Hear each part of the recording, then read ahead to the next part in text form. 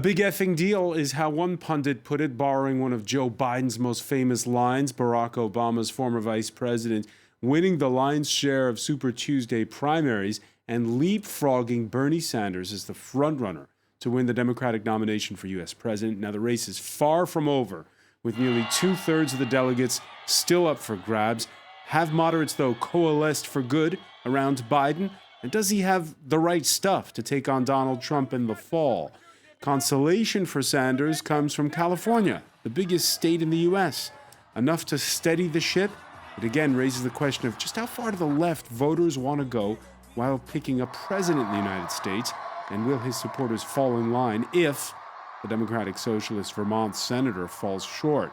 Unlike the Republican Party, which is pretty much beholden to the man who sits in the White House right now, Democrats have to worry about compromise around a candidate and a platform that can bring together moderates and progressives. And what Tuesday's high turnout shows is that whoever gets the nod, well, it's all about which one matches up to Trump. Today in the France 24 debate, we're looking at what's fast becoming a two-horse race for the Democratic nomination. And joining us is Colin King, former member of Americans Abroad for Pete Buttigieg. Yep. He dropped out 2 days ago? Yes. And it's been an eventful 2 days since. It seems like a long time ago at this point. All right. Penny Shantz is with us, coordinator for Bernie 2020, co-chair of Bernie Abroad. Thanks for joining us. Thanks for having me. Jérémy Guez, director of the French business school HEC's Center for Geopolitics. Thanks for being with us. Thank you for having me. And from Washington, Christian Hanley, Democratic Party consultant and founder of Defiance Strategies. Welcome to the show. Thank you. The France 24 debate on Facebook and Twitter. The hashtag is F24debate. There's the old adage in U.S. politics, Democrats fall in love, Republicans fall in line. But could 2020 be different? Mike Bloomberg following Amy Klobuchar and Pete Buttigieg and calling it quits early. The billionaire businessman and former mayor of New York City finished a distant third on Super Tuesday after spending more than $500 million of his own money. Bloomberg announcing that, he's out at this point. Are you surprised as we just heard there from Colin King, Jérémy Guez, at just how fast it's all happened suddenly? Yeah, it seems that the time of acceleration that we saw in the digital world is hitting politics all of a sudden, right? I think you're absolutely right. It's about who's going to fall in line, and ultimately this is going to be a race about who is going to be able to mobilize this party. On the moderate side, you got Joe Biden, who was kind of the obvious candidate, who was kind of the candidate that should have been obvious to many in 2016. It wasn't. And now people are starting to wonder, look, this anger that got Donald Trump in power, does this not mean basically a fundamental need to create a rupture, to reinvent? And funny thing is, in the White House, there are three contenders as of tonight, in my opinion: Bernie Sanders, Joe Biden, Donald Trump. And guess who's the youngest one out of the three? It's Donald Trump. So in terms of political reinvention, in terms of changing the deal, I'm a little bit perplexed right now, to be honest. Christian Henley, you agree? Yeah. So look, I mean, I think what we're going to see a lot of right now going forward is a lot of American primary voters, Democratic voters, is sort of calibrating their choice based off of who they think can be the actual winner. Here in the United States this morning, there was a very famous historian who quipped on one of the morning shows that this is probably the only time in history that Massachusetts and Alabama actually ever agreed on anything by voting for Joe Biden. And I think that was one of the biggest shockers last night, was Massachusetts going for Biden. But I grew up in Massachusetts. I spoke with family there just before the primary, and that was sort of the calculation. It's, obviously a lot of folks in the state would be more naturally leaning towards either Bernie or Elizabeth Warren, but there's this kind of calculation going on, figuring out across state lines who will be the most electable, and folks are kind of having to, in some cases, compromise with themselves in order to come up with their choice. Yeah, a two-horse race means no room for favorite son candidates or favorite daughter candidates, if you will. Massachusetts Right. Senator Elizabeth Warren, as you were saying, Christian, relegated to third place in her home state of Massachusetts. There, and that is Right. quite a surprise. Were you expecting that? Oh, personally, no, I wasn't. I was thinking that last night's result would be a bit more varied. I was not expecting quite as much of a strong showing for Biden. I thought it would be a strong night for Biden. But for me, originally first being from Massachusetts, but also knowing sort of the political landscape, that was the biggest shocker. I thought Elizabeth Warren would carry only one state, and that would be Massachusetts. And if she were not to carry it, I would think she would at least get second. But the seeing Biden and carry Massachusetts really drove home for me the point that people really are looking at who can win across the board in the general election, not so much who they are most, who they favor the most. And so I think it really turns the adage you opened the show with on its head, because right now I don't think a lot of Democrats feel as though they have the time to fall in love. They're trying to fall in line as quickly as possible. And we've seen that with this rapid consolidation of the field, which is really unprecedented in the history of Democratic primaries. We've had several candidates drop out virtually, instantly, and filing up behind one chosen candidate. And I think that really is why right now Democrats, with the exception of maybe a lot of some very serious devoted Sanders supporters, are not trying to fall in love. They're trying to fall in line and get this guy out of the White House. Penny Shantz, so first of all, Elizabeth Warren, it's probably a question of when and not if she's going to drop out. What are you expecting? Just as we had Mike Bloomberg immediately endorse Joe Biden, are you expecting her to immediately endorse Bernie Sanders? Well, I think we need to give Elizabeth Warren the time that she needs to take to make the decision, which is a very important one. But getting back to the points that were raised a little earlier about expectations and who can win, our number one priority is obviously defeating Donald Trump. Now, to do that, and you raised an interesting point, is same old going to work? We've been there, we've done that, and we've lost. So I think building a movement is a critical component to winning this election. And there's one candidate, even those who disagree with Senator Sanders are fully in agreement that he has the energy, his campaign has the movement, his campaign has the motivation, and we're totally confident that we have a clear path to the nomination. And that novelty factor was there certainly 4 years ago. Is it still there in 2020? We've seen it there in 2020. We've seen it right now in California. Just let's look at California for one moment. California, in 2016, Bernie Sanders lost that state to Hillary Clinton. Now look at us 4 years later. I mean, California, when you look at who did well last night, too, you have to view it in terms of California being the Jupiter of the primary elections in the United States. And when you look across demographics and how well Bernie did in California, as well as the Latino vote in particular. All right, and we're looking at the numbers right now, Colleen King, from California. These are not final numbers. They're still tabulating them. It's going to take a long time. Right. And that's the biggest prize. So even though we know Bernie Sanders is going to win California, because it's 415 delegates we're talking about, the margin matters. The margin does matter, but I would say when I look at California, I'm thrilled about the Democratic turnout across the board, and particularly the enthusiasm among Latinos. But what happened in this race with the various candidates dropping out just in the past few days is that a lot of people saw that there was broader support for what we'll call the moderate wing of the Democratic Party, even though even those people are quite progressive. There was more support total for those people than there was for Bernie Sanders, and yet Bernie Sanders was leading in various polls because the moderate vote was split among so many candidates. If you look at the California vote, Pete Buttigieg, who isn't in this graphic here because he's no longer in the race, the last count I saw had something like 187,000 votes cast for Pete because Californians can vote early, can vote by mail, before he had dropped out. Bernie Sanders has around 1 million votes right now. California, like every other place that we're seeing having voted yesterday, is a place where the moderates are showing greater support than the far left wing of the party. And we saw long lines at the polling stations everywhere. Yes, I know. It's unacceptable. It's good to see the enthusiasm.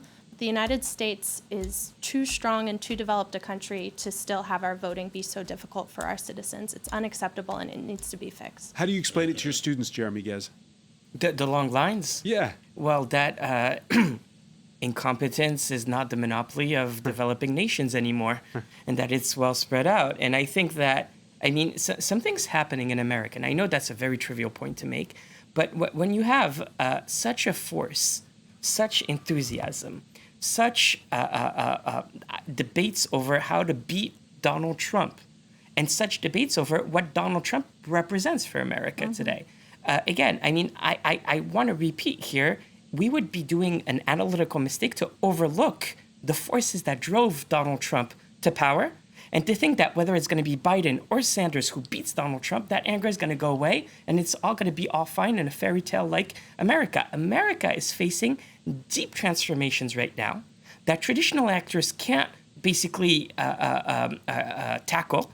There's a whole debate right now on monetary policy. I know that's a technical debate, but people are asking, what can the Fed do with the tumultuous days that we've seen on stock markets in the wake of the coronavirus? And the Fed is basically sending out a message right now. The things we can do are fairly limited. There are deep infrastructural issues and so on, and there is room for a big political debate over how do we fix this. And what's getting interesting is that now we have three very different traditions in terms of U.S. politics, in terms of how do we fix this. And my hope is, as an American, rather than as an analyst, is that now we're going to be open to talking about the real hard stuff rather than these debates over. All right, so that's the perfect seg into wondering whether or not Joe Biden has the right stuff. He's won 9, possibly 10 states where, as we record, we still don't have the final numbers from Maine once all the ballots are counted there. An upset there, as well as in places like Minnesota. Texas was up for grabs, but as you see, he won that state. When all the votes are tallied, it will be 38% of the total for the convention. So still plenty of suspense to come. Biden sweeping among blacks, suburban, and older voters, while Latino and young voters sided with Sanders. And he won the middle ground in Texas with momentum from those, again, that we talked about, those 11th hour withdrawals of and endorsements of rival candidates Amy Klobuchar and Pete Buttigieg. And this all happening, of course, before Mike Bloomberg dropped out. And we're told, well, when you got to Super Tuesday, it'd be over. Well, it may be over for the other guy. People are talking about a revolution. We started a movement. We've increased turnout. And the turnout's turned out for us. And you want a nominee who's a Democrat, a lifelong Democrat, a proud Democrat, an Obama-Biden Democrat. Join us. Okay, so those jibes squarely directed at Bernie Sanders. They've turned out for us, he says, Penny Shantz. Well, they've turned out in Nevada. They will continue to turn out. As you've said, these are very early days. We're about to go to Michigan coming up. Which Bernie won in 2016, which is an area which is up for grabs for Trump voters as well. Now, I don't know, at some point we might talk about Mike Bloomberg, but I'll raise it right now. So you now have another billionaire promoting and endorsing Joe Biden and funding his campaign. Now, in some ways, this highlights the entire Bernie narrative and what he's been talking about in terms of getting money out of politics overall. And what it shows is that American people are not going to be happy, and working families thinking that it is possible to buy the American presidency and that it is, in fact, for sale. But there's one thing we need to make very clear, and it speaks to Michigan and what's coming up in the future, too. There's one thing. There's primary there next Tuesday. Yes, and that is that all the money in the world cannot erase your track record. And let's look at 3 areas in terms of Biden's track record compared to Bernie Sanders' track record. One issue, Social Security. In terms of the population over age 65 who are currently supporting Biden more, that's fairly objective.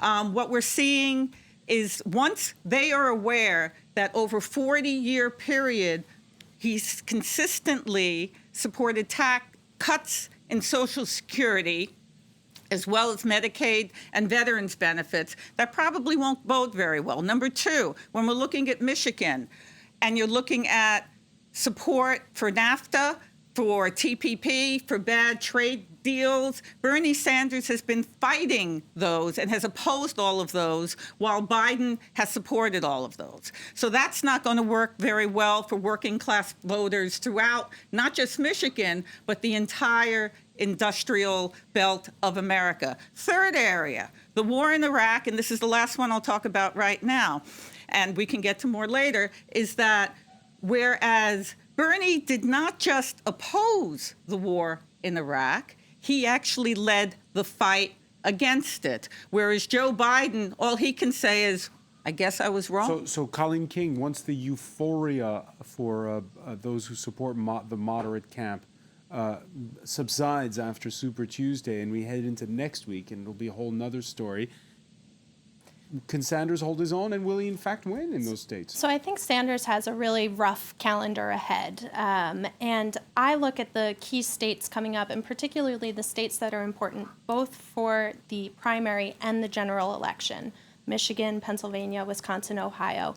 And for clues for those states, I look at what's happened in the special elections since 2016 and in the 2018 midterms in particular, where we saw that candidates who appealed to moderates did better than those, I can't say for everyone, but as a whole, candidates who appealed to moderates did better than those who went far to the left. That's an important marker, and on Super Tuesday, we saw Joe Biden doing well in the suburbs, well with voters, I think, over 45, not just the very oldest voters, but a little bit younger. I won't respond to all that, but I want to make one more point. Mike Bloomberg poured about $500 million into Super Tuesday advertising. I think it is a credit to Bernie Sanders that Democrats are wise to how money can have a corrosive effect on our politics. And I agree that we need campaign finance reform. He spent $500 million. He has very little to show for it today. And it is going to come down to the ground game and candidates organizing. Just very briefly, if I can just add one thing in terms of the billionaires and what the American people have seen. I think the American people will also see that the day that a billionaire and people who are funded by billionaires will support programs and legislation that actually get it cutting the gross inequalities of wealth in this country, is also the same day that we'll see turkeys voting for Thanksgiving. All right. Can the moderate and the progressive camp agree on a common platform? That's important for the Democrats heading towards the nomination. We'll talk about it when we come back. You're watching the France 24 debate.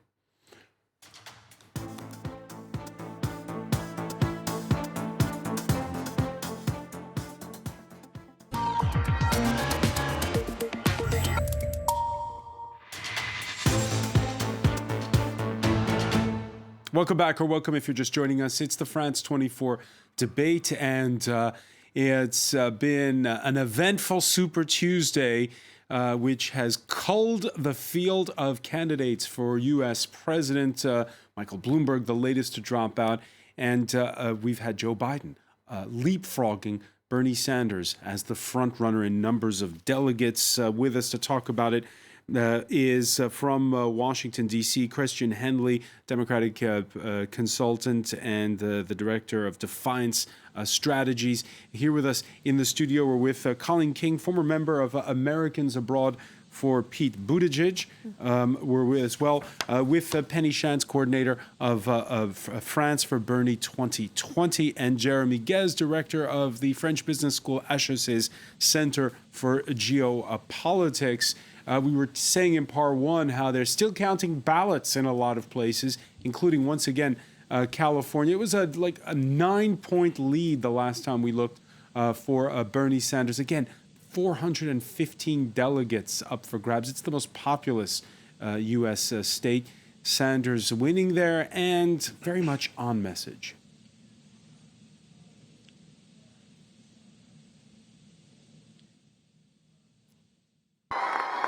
You cannot beat Trump with the same old kind of politics. What we need is a new politics that brings working class people into our political movement, which brings young people into our political movement, and which in November will create the highest voter turnout in American political history. Christian Henley, your thoughts on how that message is going to resonate going forward? I mean, look, he's on message, he's on brand, but in the last segment we've talked, and we're continuing to talk about places like California, places where folks have already cast their ballots. But I'm looking forward to the general election, and what is really frightening is sort of the choice that we have in this two-candidate race, or what's shaping up to likely be a two-candidate race, and looking at sort of the strengths and weaknesses of the two frontrunners right now. And in American politics, I don't think anyone's going to cast their ballot based upon a party platform, right, which is aspirational, which is non-binding. It really comes down to the candidates. And for as much as Bernie Sanders brings in certain people with that message and really does get a lot of folks very, very excited for him and for his movement, on the other hand, in the course of 4 years of campaigning since his last campaign, he really hasn't been able to increase the diversity of his coalition. He's not been able to bring in black voters who really are the heart and soul of the Democratic Party. And listen, yes, he might be able to get a lot of folks very excited in California, but we're already going to have California. That's already going to be in the blue column in the general election. My concern is based upon his own remarks, based upon his own track record. You heard Penny Shantz saying yes. that his message is going to resonate in places like Michigan, which Trump took from the Democrats last time.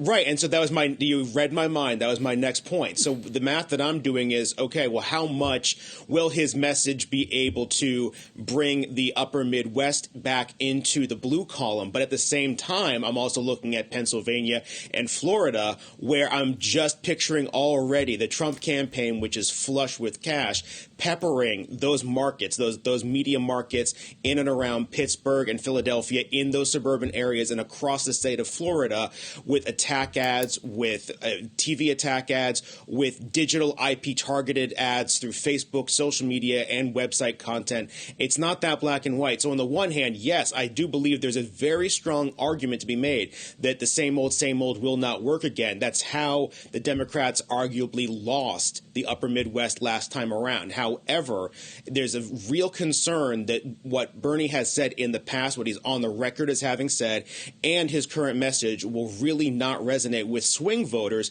in swing states that we absolutely have to win, like Pennsylvania, like Florida. And you can bet that already the Trump campaign is figuring out, and their strategists, their consultants are figuring out which of those clips to cut and use in their attack ads that will be used in those key markets, which we do not have in the bag in those states. We have California. We do not have those other swing states guaranteed. Jeremy Guez, do those attack ads matter? I think they do. 538 had an article recently asking, is the next election going to be decided in Milwaukee? Because ultimately, Wisconsin might actually be the real swing state. Similarly, when you look at, and I mean, I agree with all of this, you're going to have very uncomfortable questions on both sides, on Biden and on Sanders. On the Sanders side, on the Biden side, you're going to have clear questions about Ukraine. If you love the first episode, stay tuned for the second episode, because that's going to come rushing. On the attack ads, you can imagine Burisma and such words coming up.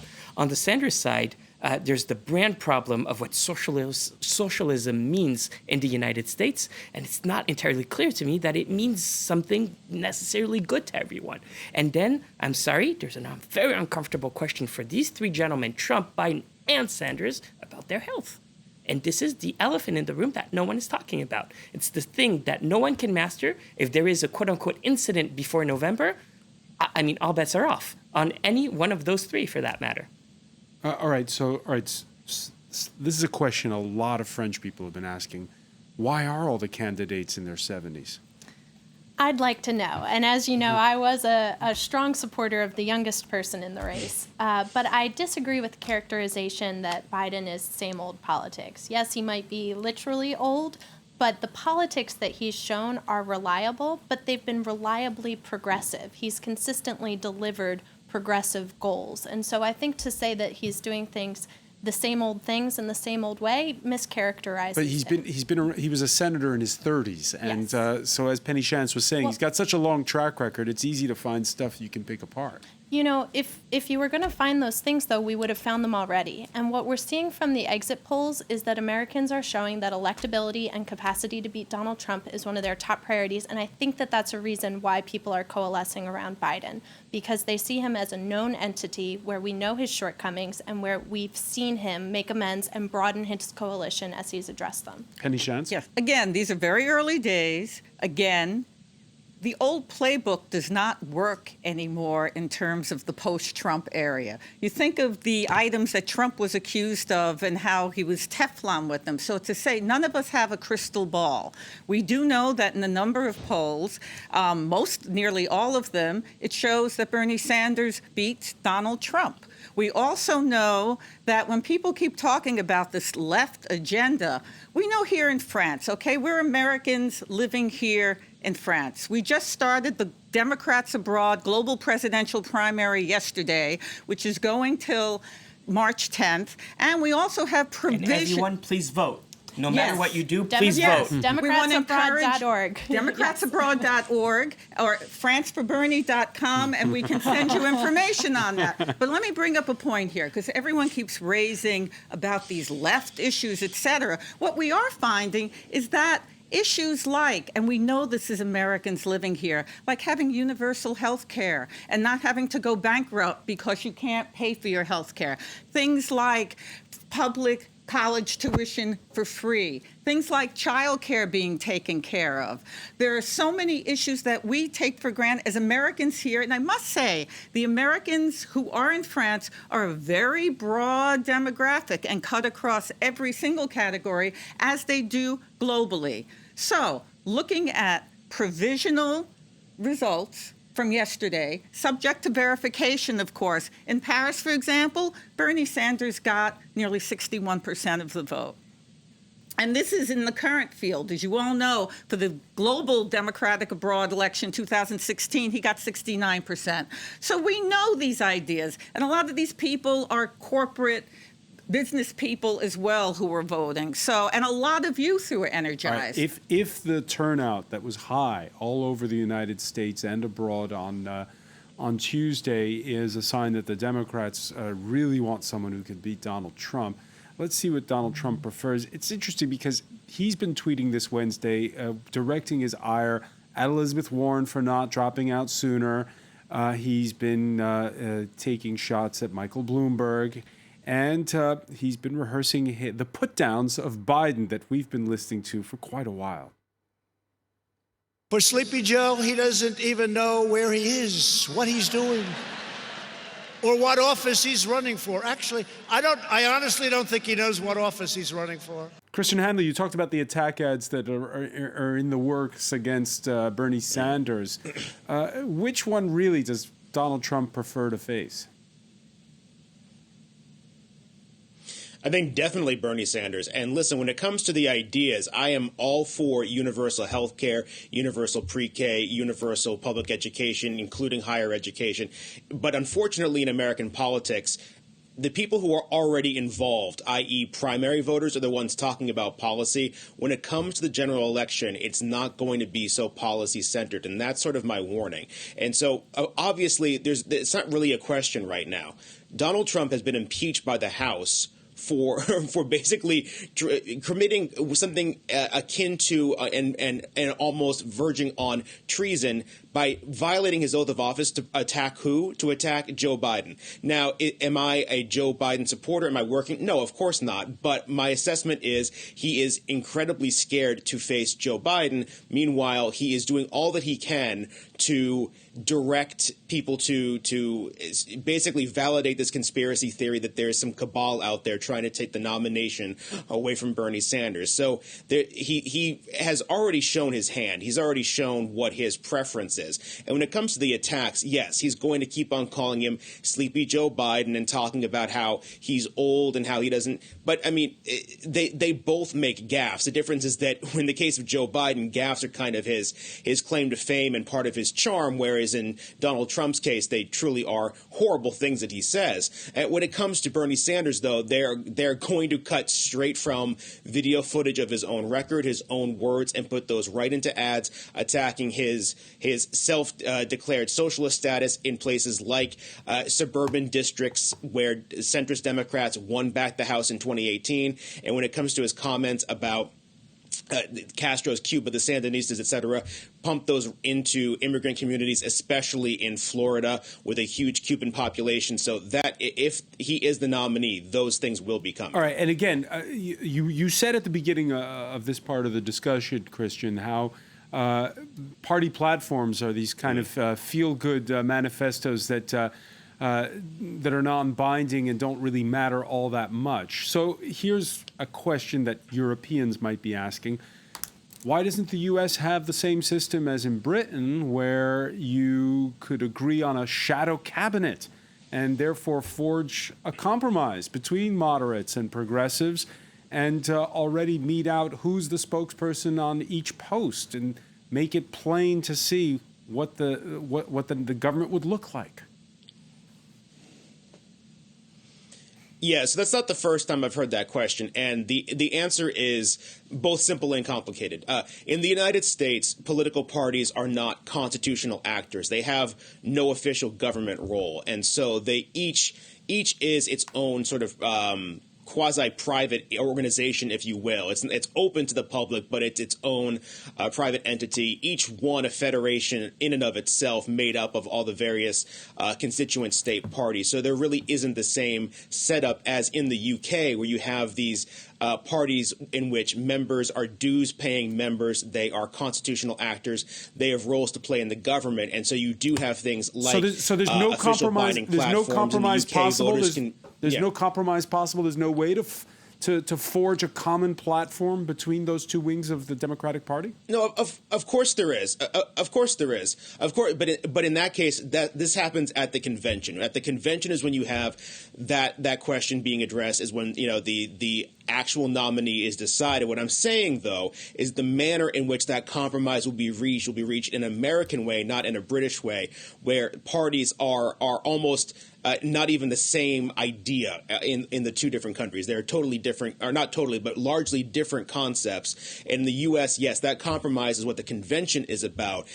But we don't do the same sort of pamphleteering that British political parties do. So, Jeremy Gez, could we have another convention like the one 4 years ago, which was quite fractious, actually, between the moderate and progressive wings? I'm not willing to make many bets, but that one I'll take any day.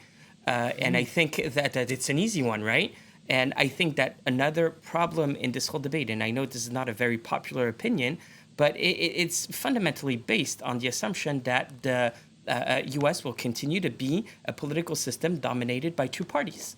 And the more all of things unravel since 2008, before, there's plenty of room for that two-party domination to collapse, because there is plenty of room in the middle that is completely an orphan right now in terms of who actually represents that. I think Colin's right to say Joe Biden is not same old. He is same old to the extent that he's been part of this system for quite some time. But when you see him campaign, when you see him with that energy, it seems that he perfectly understood and adapted to the Trump politics reality. But how do you reconcile Joe Biden with Bernie Sanders in the very, very same party? I don't see that happening in the long run. You can't compromise the two? They don't belong in the same party? Yeah, I actually respectfully disagree on that point. I think what I've seen in the past week, my big takeaway, if we looked at the last Democratic debate, it was incredibly contentious. The candidates were shouting over one another, and it left people with the idea, the image that the party was totally at odds. But in fact, we have similar, the same motivations and a lot of the same end goals, and just really different approaches for how to get there, particularly between Sanders and Biden. But because we have those same end goals in mind, I think that there is a lot more room for unity than we might give credit to. I think that the personalities of the actors involved in the leadership of the sort of two wings of the party are problematic. But I think that at the level of people interacting with their friends and neighbors and other Democrats, there's actually a lot of room for common ground. Do you agree with that? Is a compromise possible?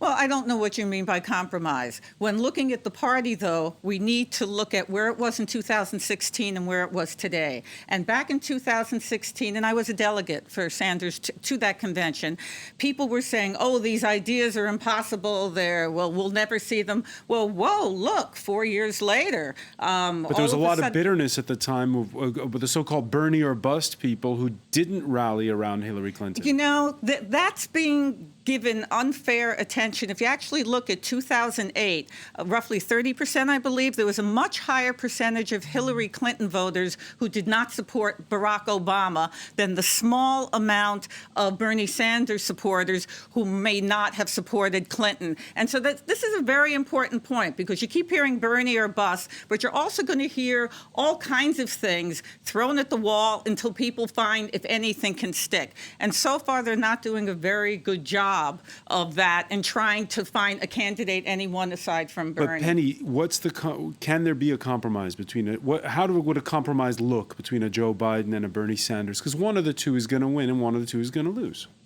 Well, it's too soon to tell where that's going right now. We're going to have a lot of ups and downs and bumps along the way. This is very early stages in terms of the primary season, and it's way too soon to tell. I disagree. I mean, we've got over a third of the delegates are being accounted for right now as the final votes are being done. In terms of what a compromise could look like, the candidates could evolve their platforms. And I think that that's one of the challenges Bernie Sanders is seeing right now. The reason that some people are so passionate about him is because he's been so consistent and so sort of ideological for so long. But the reason that he's not growing his coalition, and in fact, in terms of if you look at voters who turned out for him in the 2016 versus 2020 primaries, his coalition is actually shrinking. The reason that it's not growing is because he's not evolving his message, evolving his platform, and trying to bring in more supporters in the way that Biden consistently does. Yeah, but I don't think that's true. We don't have time to go into that point by point, but we do have time to say that one of the greatest strengths of Bernie Sanders and why he is so attractive is that he hasn't flip-flopped. He hasn't changed. You can believe him. You can trust him. That's why he's viewed as one of the more likable candidates and hence one of the more electable. All right. Two researchers, David Brookman and Joshua Calla, surveyed 40,000 potential voters. Their conclusion after crunching the numbers is that, well, everybody on the Democratic side is energized this time around. They were in 2018 during the midterm elections.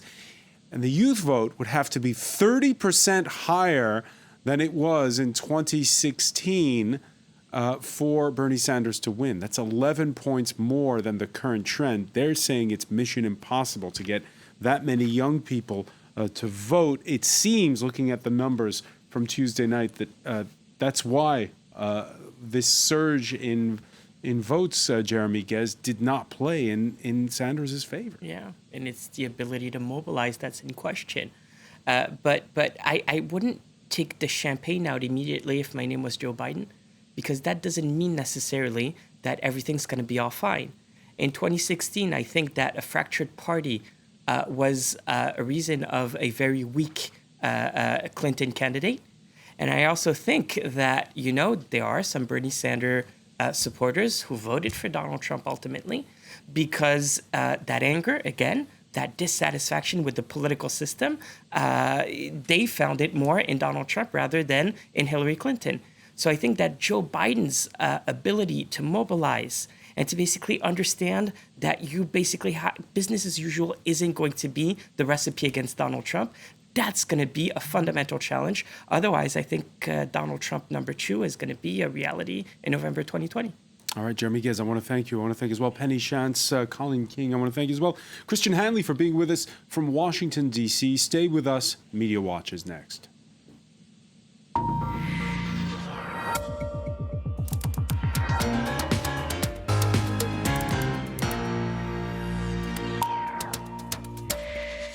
And we say hello to James Creedon. Hi, Francois. So a look at how this has been covered on social media. We had the front cover of the New York Post talking about the comeback that no one could really have anticipated 2 weeks ago. He's alive. Biden's Super Tuesday makes it a two-man race. I'm not sure if we have the imagery on that, but it was the front page of the New York Post kind of signalling the return. I love this bit down here. Can I get a refund with Mike Bloomberg? Well, yes, depending on the accounting, it was a lot of money in any case. Some people saying over $1 billion, but that's also disputed. In any case, Donald Trump, I wonder why I might have mentioned him just now. Mini Mike Bloomberg just quit the race for president. I could have told him long ago that he didn't have what it takes and he could have saved himself $1 billion. That sum of money being disputed, by the way, it might have been about half that, which is still, by all accounts, a lot of money. In any case, of course, Donald Trump taking the opportunity to dig the knife in, if you like, and this was the response of Mike Bloomberg. Of course, one of the criticisms of Bloomberg throughout the campaign is that he was sort of getting into the sandpit with Donald Trump and that there was a lot of sort of low-level mudslinging and insulting and name-calling. And here, essentially, he's sort of likening himself to Obi-Wan Kenobi. In any case, I suppose that those who accuse him of having a big ego might be, you could say that they were proven right. In any case, Mike Bloomberg, he did say 3 months ago, I entered the race to defeat Donald Trump. Today, I'm leaving for the same reason. And here, a note of solidarity, I suppose, with the overall project of defeating Donald Trump. And, of course, he gave his support to Joe Biden in that regard. Dan Rather, veteran TV anchor, he said, Bloomberg endorsing Biden gives ammunition to Sanders' claims of a billionaire class. But he went on to say, but that's undercut by the swell of voters yesterday for Biden. Biden's also a political realist who will welcome support of money and organisation, especially looking to the general election. So a lot of people reacting to what they see now as a two-horse race. Robert Reich, I've said it before and I'll say it again, Bloomberg should have used his huge sums of money instead of on campaign ads to pay off fines and fees, which are now keeping hundreds of thousands of Floridians from the polls in 2020. A lot of focus on different issues around the country where people feel that natural Democrat voters are being discriminated against. And that particular issue there is about if you've been to prison, if you haven't paid off all your fines and fees, you might not be able to vote. Now, that is still in motion. It might improve in Florida, but of course, it's such a key state in presidential elections that a lot of people are looking at this saying, is there a will to kind of keep these people away from the polls? And many people think there is. Now, apart from that, there was also in Texas in particular, huge queues of people waiting on Super Tuesday. A 7-hour wait to vote is a poll tax, according to Hillary Clinton, who weighed on in it. We need to restore the Voting Rights Act and stop Republican elected officials from shutting down polling sites. That's a piece of legislation with the goal of eliminating racial discrimination in voting. And indeed, that did get a lot of coverage, if various different articles about that. Black and Latino Texas voters get stuck in super long Super Tuesday lines. And indeed, there was this piece here saying waiting 6 hours to vote in Texas is a bad omen for November. So that did come up in a lot of the coverage of Super Tuesday, apart from the actual dynamics of the event. This was one French Twitter user's take on what was happening. That is actually a reference to a Renaissance painting depicting Brutus and killing Cassius, yes, and the whole gang, killing Julius Caesar. So I suppose it's an artistic reference to how some people see Bernie Sanders' treatment by the DNC and whatnot, sort of persecution and whatnot. Warren, this is a kind of another visual impression. Elizabeth Warren, after thanking the candidate who most shares her views and goals so she can stay in the inner circle of the DNC where her views and goals won't be accomplished. So there's a lot of Warren bashing, fair or unfair, in the sense that, Bernie Sanders is seen as the less favoured candidate for the party. Of course, Donald Trump weighed in on that as well. You can be sure that it was pretty much, there was probably an ulterior motive for, it's not exactly, just objective. If Elizabeth Warren wasn't in the race, Bernie Sanders would have easily won Massachusetts, Minnesota, and Texas, not to mention various other states. And in any case, some people making that point, others making a counterpoint. A lot of Elizabeth Warren voters will go to Biden, but not because Bernie fans are rude. Many of her voters, largely property-owning professional class white people, saw her as protecting them from a working class movement, not fighting for one. So there you go. I suppose the jury maybe is a little bit out on that one. I'll just finish with two pictures that captivated the media as well. That is Jill Biden when she, I suppose, pounced on somebody who came on stage with a criticism of her husband, and that image of a sort of a ferocious potential first lady who was ferocious. Some people found that quite compelling, and Jill Biden is the first lady. We deserve stuff like that. All right, many thanks, James Creed. And I want to thank our panel once again. We'll have much more on our website, France24.com. Thanks for being with us in the France 24 debate.